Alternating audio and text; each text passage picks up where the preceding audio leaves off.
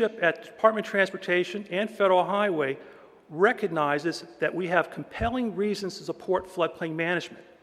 And here are a few of them that kind of open up folks' eyes. There are 500,000 bridges and large culverts over waterway. Their average age is 1966. So we have aging infrastructure. We have infrastructure where a lot of it was built before there was a National Insurance Act. This does not include the countless numbers of smaller culverts and storm drains and bridges across the country. So we are definitely impacting our floodplains and the environments of the floodplains and watersheds. Of those 500,000 bridges, 50,000 of those bridges are subject to what we call occasional overtopping. And that means that the bridges or the embankments and approach sections are subject to overtopping from a 10-year or less frequency storm. So we're already experiencing a 10% of our inventory of bridges are at risk from some type of flooding incident. 60 to 70% of all failures of bridges have a hydraulic component as a major constituent of that failure. So when we lose I-35 up in Minnesota, that's a tragedy, that's a disaster. But it wasn't a hydraulic. That's more the exception than the rule. More likely, we're faced with things like Interstate 10 in Escambia Bay in Florida after Ivan, or losing the US 90 bridges in Biloxi and Bay St. Louis, and I-10 in Lake Pontchartrain. Plus, all the small structures up and down around the country where essentially even minor flooding causes failure. That's essentially a compelling reason why we have to start thinking better and more aligned with the floodplain values. Another point, every year, Federal Highway has been spending an average of $300 million in emergency relief funds. So in addition to this $42 billion, we've been spending $300 million on emergency relief of our structures. Now granted, not all of that relief funding is going to hydraulic and floodplain related issues, but it's still about 60 or 70%. That's a large investment that we cannot sustain over a long period of time. And I think the final point is the argument that we make is that we as a transportation community, we are part of the floodplain community, and we have to essentially align ourselves to make sure the floodplain community works to its most efficient way it can.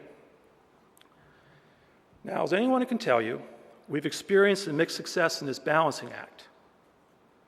Some of the state DOTs do a very admirable job in their floodplain management approaches and objectives. For example, they correctly, or as best they can, apply federal highway, FEMA, state and local regulations and statutes to their projects. This may mean, for example, instead of building an embankment into the floodway, they may essentially try to span the entire floodplain itself. They also do something that I think is important and a part of the spirit of NFIP. They coordinate and cooperate with the NFIP communities. A lot of times, those state DOTs have hydraulic expertise and experience that they should be sharing with those communities so that we can decrease the risk to those communities.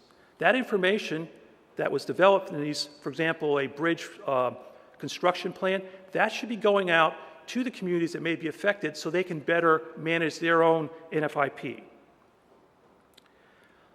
What's not known is a lot of the state DOTs use their federal aid funds to help fund updates to, for example, USGS regression equations and funding NOAA precipitation studies. We actually have several pooled fund studies around the country that Federal Highway and the states are engaged in, where we're actually working with NOAA to update rainfall precipitation maps and precipitation maps.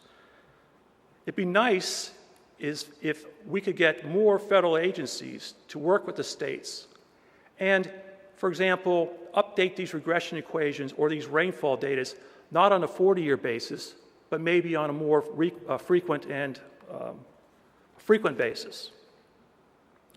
Now, those are good things, but again, unfortunately, for a variety of reasons, states, DOTs, do not always support floodplain management. And there's a lot of reasons. Some are just basically, they are just too cheap to basically pay for the CLOMAR-LOMAR, or they think they are. I tell them, wait a minute, most of that money is federal cost share. We'll pay 80% of that money anyway. You have no excuse not to essentially participate in the NFIP process. We're working with the states to do that. When we find out, we work to help to change that behavior. Some of those impediments are institutional. For example, a lot of state design practices and guidelines are based on certain storm events. For example, most bridges are designed to a 50-year the design event. This can cause problems that are unforeseen. For example, after Katrina, if we were going to rebuild, for example, the US 90 bridge, Mississippi's drainage policies and standards would have required them to rebuild that bridge to the same elevation that we know destroyed it. So again, we had to work to come up with some different and alternative ways to work with the floodplain, work with expected conditions, and come up with some different standards. And that's been a challenge. So I'll certainly take a lot of, well, I'll put a bullseye around my chest and you all can come up with maybe hundreds and hundreds of other ways that the transportation community is not pulling their weight.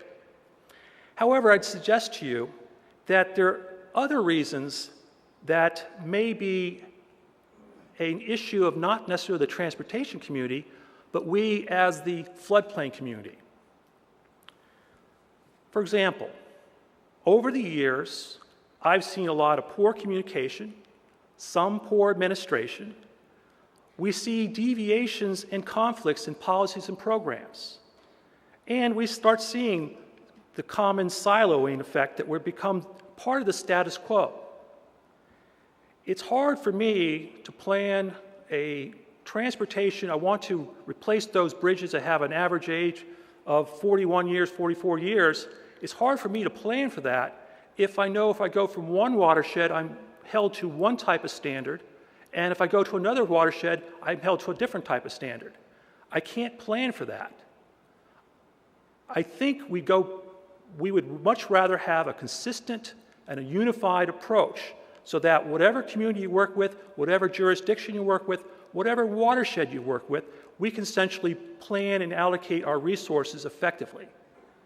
It's not fair that one state essentially is spending more time and effort to do good floodplain management values because of the strong state and local floodplain ordinances and approaches, where another state, basically we may fall back on the de minimis that's a part of the FEMA floodplain regulations. So those are things I kind of throw out as something that concerns the transportation community. We need to improve it. And Ed already started talking about the means that the federal agencies are going to do that. We need your insights. We need your thoughts. We need you to basically come back and give us what are we doing right and what are we doing wrong? What can we do better? The status quo is not good enough anymore. That's why, from the Secretary on down, the U.S. Department of Transportation is committed to working with the floodplain community and our federal agencies and our state partners to resolve and improve these policies and create programs that are aimed to preserve and restore the vital resources of floodplain environment. Once again, I thank you for your time, and I look forward to some interesting questions.